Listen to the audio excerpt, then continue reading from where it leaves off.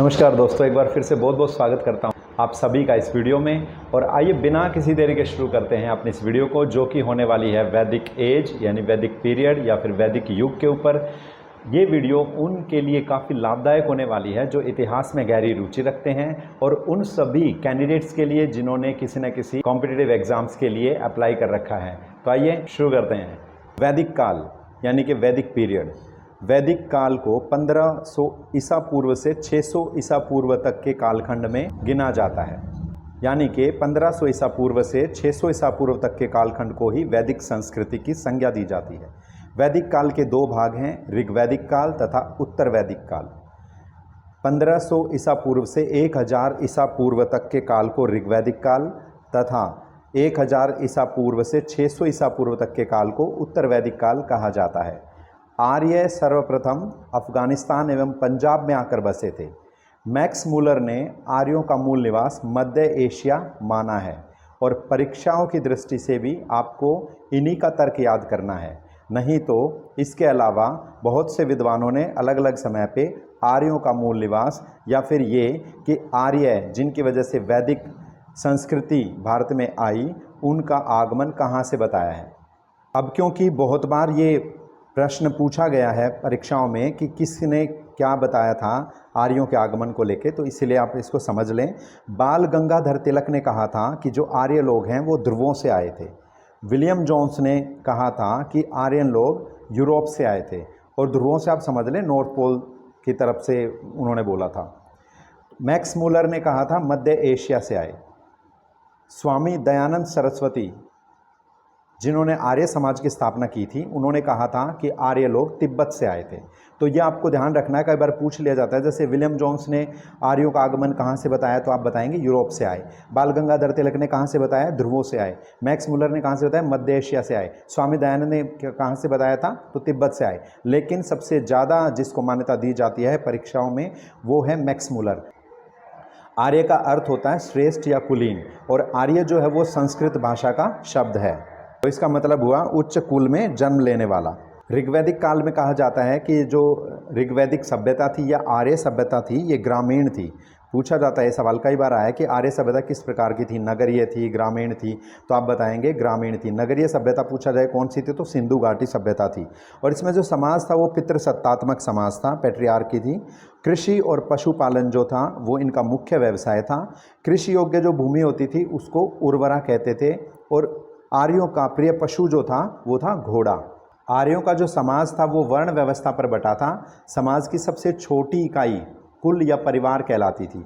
परिवार या कुल का मुखिया पिता या कुलप कहलाता था। प्रशासनिक इकाई के आधार पर समाज को 5 हिस्सों में बांटा गया था। कुल, परिवार। कुल या परिवार का जो हेड होता था, मुखिया होता था, जैसे कुल में और परिवार पूरा बोले। ग्राम जो होते थे उनके मुखिया को ग्रामीणी बोलते थे।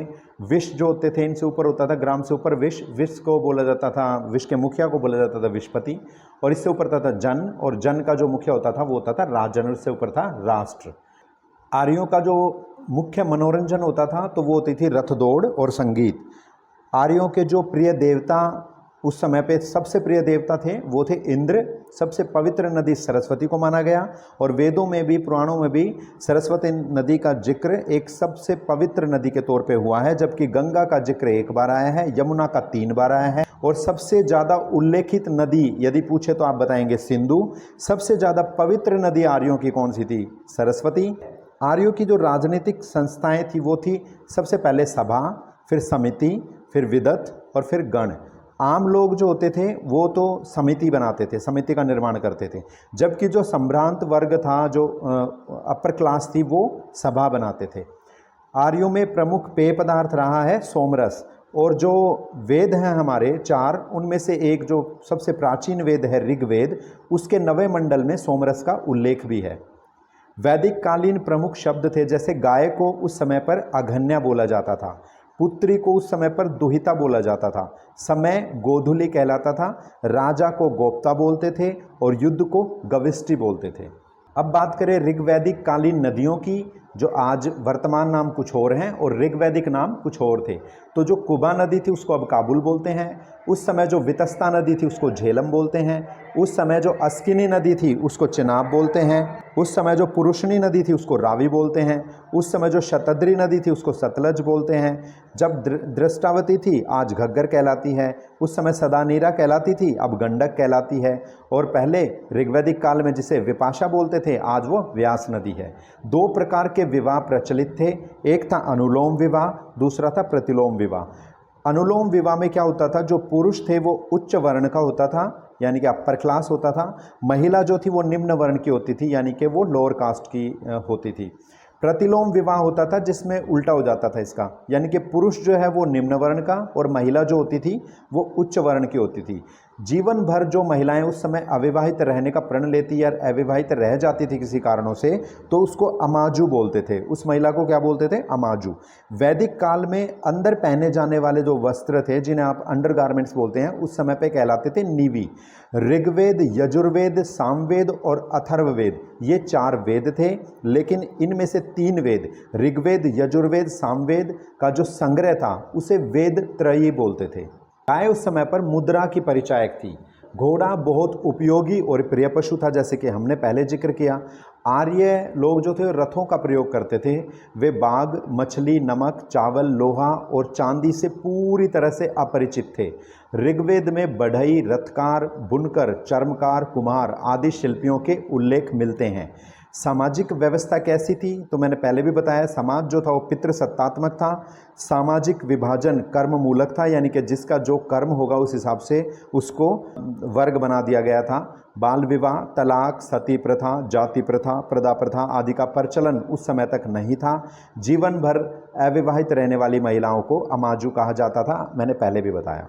इसके बाद धार्मिक व्यवस्था क्या थी, तो ऋग्वैदिक काल में इंद्र सबसे महत्वपूर्ण देवता थे। इन्हें ऋग्वेद में पुरंदर भी कहा गया है। सवाल कई बार पूछा गया है कि किस देवता को ऋग्वेद में पुरंदर कहा गया, तो आप बताएंगे इंद्र। दूसरे महत्वपूर्ण जो देवता थे वो थे अग्निदेव, यानी कि अग्नि के देवता, आग के देवता। और तीसरे प्रमुख देवता थे वरुण। वरुण को नैतिकता का देवता माना जाता था, ऋत का, ऋत मतलब नैतिकता। स्तुति पाठ तथा यज्ञ द्वारा उपासना की जाती थी, पूजा अर्चना की जाती थी तथा यज्ञ में बलि के रूप में साग, सब्जी, जौ आदि भेंट की जाती थी। सोम को पेय पदार्थ का देवता माना जाता था। इसके बाद है ऋग्वेद में सर्वाधिक पवित्र नदी के रूप में सरस्वती को माना गया है। सरस्वती नदी को नदीतमा भी कहा गया है। सत्यमेव जयते मुंडकोपनिषद से लिया गया है तथा अस्तोमा सदगमय बृहदारण्यक उपनिषद से लिया गया है। इंद्र युद्ध के देवता थे, युद्ध के नेता भी बोला जाता था और वर्षा के देवता भी थे। अग्नि को मनुष्य और देवताओं के बीच में मध्यस्थ के रूप में माना जाता था कि अग्नि ही वो है जो देवताओं से मनुष्य का वार्तालाप करवा सकती है या संपर्क बनवाती है, इसलिए उसको भी एक देव की श्रेणी में रखा गया। वरुण समुद्र के देवता थे, वरुण विश्व के नियामक उनको बोला गया। मारुत देवता जो थे वो थे आंधी तूफान के देवता। धो जो थे उनको बोला जाता था आकाश के देवता और धो सबसे प्राचीन देवता माने गए। उषा इनको प्रगति एवं उत्थान की देवी माना गया। सोम को वनस्पति के देवता माना गया। अश्विन को विपत्तियों को हरने वाले देवता, जैसे आज हम बोलते हैं विघ्न विनाशक भगवान गणेश, उसी तरह से उस समय थे अश्विन। पूषण को पशुओं का देवता माना गया। इसके बाद आता है उत्तर वैदिक काल, यानी कि 1000 ईसा पूर्व से 600 ईसा पूर्व। उस समय क्या था, इस काल में वैदिक सभ्यता का विस्तार कहाँ तक हो गया, जब ये शुरू में पंजाब और पाकिस्तान, अफगानिस्तान तक सीमित थी, तो ये बढ़ के आगे बिहार तक पहुँच गई। कुरु, पांचाल और काशी उत्तर वैदिक काल के प्रमुख जनपद थे। अंग और मगध आर्य क्षेत्र से बाहर थे। सामवेद, यजुर्वेद एवं अथर्ववेद तथा ब्राह्मण ग्रंथों, आरण्यकों एवं उपनिषदों की रचना इसी समय हुई। तो आपसे कोई पूछे कि वेदों की रचना और जो उनके उपग्रंथ हैं वो आरण्यक, उपनिषद, ये कब लिखे गए, तो आप बताएंगे उत्तर वैदिक काल में लिखे गए। राजनीतिक व्यवस्था उत्तर वैदिक काल में कैसी थी, इस समय राजतंत्र शासन का आधार क्षेत्र बना। इस समय कबीले एक दूसरे में विलीन होकर जनपदों के रूप में सामने आए। सभा एवं समिति जो राजा की निरंकुशता पर रोक लगाती थी, उसके महत्व में काफ़ी कमी आ गई। नियमित कर व्यवस्था एवं नौकरशाही का प्रादुर्भाव हो गया। सामाजिक व्यवस्था क्या थी? समाज में स्त्रियों की दशा में बहुत गिरावट आ चुकी थी। गोत्र प्रथा प्रचलित हो गई, वर्ण व्यवस्था जन्म के आधार पर स्थापित होने लगी। जो पहले वर्ण व्यवस्था कर्म के आधार पे थी ऋग्वैदिक काल में, वो उत्तर वैदिक काल में ट्रांसफर होकर जन्म के आधार पे हो गई। यानी ऋग्वैदिक काल में कोई अगर चमड़े का काम करता तो उसे चर्मकार बोल दिया जाता था, शूद्र चर्मकार। लेकिन उसके बाद उत्तर वैदिक काल में क्या हुआ, मतलब ये बात जन्म से बनने लगी। ये नहीं कि वो कार्य क्या करेगा, कार्य वो कुछ भी करे, लेकिन उसको चर्मकार ही बोलने लगे, उसे शूद्र ही कहने लगे। तो एक तरह से हम कह सकते हैं जो सामाजिक व्यवस्था थी उसमें गिरावट आने लगी। परिवार में पितृ प्रधान और संयुक्त परिवार की व्यवस्था प्रचलित हुई। आर्थिक व्यवस्था उत्तर वैदिक काल में कैसी थी? कृषि तथा पशुपालन के साथ विभिन्न शिल्पों की चर्चा मिलती है। पशुपालन की अपेक्षा कृषि आर्थिक जीवन का मुख्य आधार बनी। शतपथ ब्राह्मण में कृषि प्रक्रियाओं का उल्लेख भी है। व्यापार प्राय वस्तु विनिमय द्वारा ही होता था। मिट्टी के एक विशेष प्रकार के बर्तन बनाए जाते थे जिन्हें चित्रित धूसर मृद भांड कहा जाता था, यानी कि पेंटेड ग्रे वेयर, PGW। पूछा जाता है ये सवाल बहुत बार। उत्तर वैदिक ग्रंथों में श्याम अयस की चर्चा मिलती है और इस श्याम अयस को आज हम क्या कहते हैं? लोहा। यानी लोहे की चर्चा उत्तर वैदिक ग्रंथों में ही हमें मिली, ऋग्वैदिक ग्रंथों में कहीं पे भी इनका जिक्र नहीं है। यानी लोहा जो है वो 1000 ईसा पूर्व से 600 ईसा पूर्व इस समय ही प्राप्त होना शुरू हुआ। धार्मिक व्यवस्था क्या थी? अब इंद्र के स्थान पर प्रजापति सर्वाधिक प्रिय देवता बन चुके थे। ऋग्वैदिक काल में कौन से देवता प्रिय थे? इंद्र थे। और फिर उसके बाद उत्तर वैदिक काल में कौन हुए? प्रजापति हुए।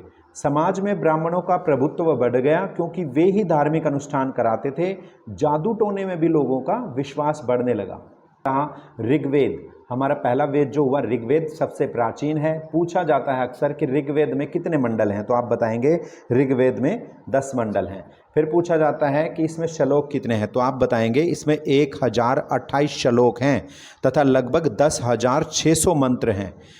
कई बार पूछा जाता है 1028 श्लोक में से कितने सूक्त हैं और कितने बाल खिल्ले हैं, तो आप बताएंगे 1017 तो इसमें सूक्त हैं, 11 जो हैं वो बाल खिल्ले हैं तथा लगभग 10,600 मंत्र हैं। मैंने आपको बता ही दिया। ऋग्वेद में दशराज युद्ध का उल्लेख है। पूछा जाता है कि ऋग्वेद में कौन से युद्ध का उल्लेख है, तो आप बताएंगे दशराज युद्ध। ये कौन सा युद्ध था? यह परुष्णी रावी नदी के तट पर हुआ था। परुष्णी कौन सी नदी को बोलते हैं? जिसे आप आज रावी कहते हैं, वो उस समय पे परुष्णी नदी थी, उसी के तट पर ये युद्ध हुआ। 10 राजाओं और सुदास के बीच ये युद्ध हुआ था, जिसमें सुदास विजयी हुआ था, उसने 10 राजाओं को हराया था। ऋग्वेद का जो 10वां मंडल है उसके पुरुष सूक्त में 4 वर्णों का जिक्र है और पहली बार हमें यहीं देखने को मिलता है ये जिक्र। और इसमें कौन से 4 वर्ण बताए गए? ब्राह्मण, क्षत्रिय, वैश्य और शूद्र। तो सवाल आपके सामने ऐसे आता है कि सबसे पहले 4 वर्णों का उल्लेख कहाँ मिलता है? आप बताएंगे ऋग्वेद के 10वें मंडल के पुरुष सूक्त में पहली बार 4 वर्णों का उल्लेख मिलता है। 4 वर्ण कौन से ये पूछे तो आप बताएंगे ब्राह्मण, क्षत्रिय, वैश्य और शूद्र। यजुर्वेद इसके बाद दूसरा वेद आता है यजुर्वेद। यजुर्वेद जो था वो कर्म कांड प्रधान ग्रंथ है। ये 2 भागों में बांटा गया है। पहला होता है कृष्ण यजुर्वेद और दूसरा होता है शुक्ल यजुर्वेद। कृष्ण यजुर्वेद जो है वो है गद्य में और शुक्ल यजुर्वेद जो है वो है पद में। इसके बाद बारी आती है सामवेद। साम का अर्थ होता है गान, और जो भारतीय संगीत है उसकी जो शुरुआत है वो सामवेद से ही मानी जाती है। फिर बारी आती है अथर्ववेद की। अथर्व शब्द का अर्थ ही क्या होता है? पवित्र जादू। तो अथर्ववेद में रोग निवारण, राजभक्ति, विवाह, अंधविश्वास, जादू टोना, इन सब का जिक्र है। तो क्योंकि हरेक जो वेद है जैसे ऋग्वेद, यजुर्वेद, सामवेद, अथर्ववेद, इनके अपनी गद्य रचना है और उन गद्य रचनाओं को ही हम ब्राह्मण ग्रंथ बोलते हैं। फिर बारी आती है आरण्यक। आरण्यक शब्द अरण्य से बना होता है जिसका अर्थ है जंगल। इनमें आरण्यकों में क्या बताया गया है? इनमें आत्मा, परमात्मा, जन्म, मृत्यु, पुनर्जन्म, इन सब का उल्लेख है। ये ज्ञान मार्ग और कर्म मार्ग के बीच सेतु का कार्य करते हैं, यानी पुल का कार्य करते हैं। फिर है उपनिषद। इनका शाब्दिक अर्थ उस विद्या से है जो गुरु के समीप बैठकर एकांत में सीखी जाती है। इनमें आत्मा और ब्रह्म के संबंध में दार्शनिक चिंतन का वर्णन किया गया है। कुल उपनिषदों की संख्या कितनी है? सवाल बहुत बार पूछा गया। ऐसा भी पूछा गया कि वेदांत किन्हें कहते हैं, तो समझ लें आप कि उपनिषदों की संख्या 108 है और वेदांत भी उपनिषदों को ही कहा जाता है। चारों वेदों का एक एक उपवेद है। जैसे ऋग्वेद का कौन सा है? आयुर्वेद। और आयुर्वेद किससे जुड़ा है आपको पता है? चिकित्सा शास्त्र से, क्योंकि आयुर्वेद पद्धति से लोगों का इलाज किया जाता है। यजुर्वेद, यजुर्वेद का जो उपवेद है वो है धनुर्वेद, और ये धनु से आप समझ सकते हैं कि किससे जुड़ा होगा? युद्ध से, तो युद्ध शास्त्र से संबंधित है सामवेद। और सामवेद का उपवेद है गंधर्व वेद, इसी में संगीत शास्त्र का जिक्र किया गया है। नंबर 4 हमारा वेद है अथर्ववेद, और इसमें एक उपवेद बनता है इसका शिल्पवेद, और शिल्पवेद में भवन निर्माण कला के बारे में जानकारियाँ आपको मिलती हैं। वेदांग और वेदों का समझने के लिए ही वेदांग की रचना की गई। ये 6 हैं। कितने वेदांग हैं? 6। और कौन कौन से हैं? शिक्षा, कल्प, व्याकरण, निरुक्त, छंद और ज्योतिष। ठीक है। फिर बारी आती है षड दर्शन। षड दर्शन यानी कि अन्य ग्रंथ हैं, और ये जीवन से जुड़े दर्शनों की व्याख्या करते हैं। और पहला दर्शन इनमें कौन सा है? षड मतलब 6, तो पहला दर्शन इनमें है सांख्य, और ये प्राचीनतम दर्शन माना जाता है। आपसे कोई पूछे कि प्राचीनतम दर्शन कौन सा है, तो आप बताएंगे सांख्य दर्शन। सांख्य दर्शन के प्रवर्तक कौन थे? कपिल। इसके बाद बारी आती है योग दर्शन, उनके थे पतंजलि। वैशेषिक दर्शन के थे कणाद। न्याय दर्शन के थे गौतम। पूर्व मीमांसा के थे जैमिनी। उत्तर मीमांसा के थे बादरायण यानी कि व्यास, महर्षि व्यास। अब बात पुराण की। मत्स्य, विष्णु, नारद, वामन प्रमुख पुराण हैं। सर्वाधिक प्राचीन मत्स्य पुराण है, जिसमें विष्णु के 10 अवतारों का उल्लेख है। पूछा ऐसे जाता है कि कौन से पुराण में विष्णु के 10 अवतारों का उल्लेख मिलता है, तो आप बताएंगे मत्स्य पुराण में। पूछा ऐसे भी जा सकता है कि प्राचीनतम पुराण कौन सा है, तो आप बताएंगे मत्स्य पुराण। महर्षि वाल्मीकि ने श्री रामायण जी की रचना की थी। इसे चतुर्विंशति सहस्त्री संहिता भी कहा जाता है। महाभारत, महर्षि वेदव्यास ने इसकी रचना की थी। महाभारत को जय संहिता और सत सहस्त्री संहिता के नाम से भी जाना जाता है। इसके बाद है सूत्र साहित्य। वैदिक साहित्य में विधि और नियमों के प्रतिपादन हेतु सूत्र साहित्य का प्रणयन किया गया था, जिसे कल्प सूत्र भी कहा गया। इसके 3 भाग हैं, श्रोत सूत्र, गृह सूत्र तथा धर्म सूत्र। सूत्र से ही स्मृति ग्रंथों का विकास हुआ था। स्मृतियाँ कौन कौन सी हैं? स्मृतियाँ होती क्या हैं पहले ये समझ लीजिए। इनमें क्या होता है कि सामाजिक नियम बताए जाते हैं। तो कुछ मुख्य स्मृतियाँ होती हैं, जैसे मनुस्मृति, बृहस्पति स्मृति, याज्ञवल्क्य स्मृति, नारद स्मृति, पराशर स्मृति और कात्यायन स्मृति। दोस्तों, इस वीडियो में मैंने आपको वैदिक काल के बारे में जानकारी देने की कोशिश किया। उम्मीद करता हूँ मेरा प्रयास आपको अच्छा लगा होगा। वीडियो देखने के लिए आपका बहुत बहुत धन्यवाद। Thank you so much. जय हिंद, जय भारत।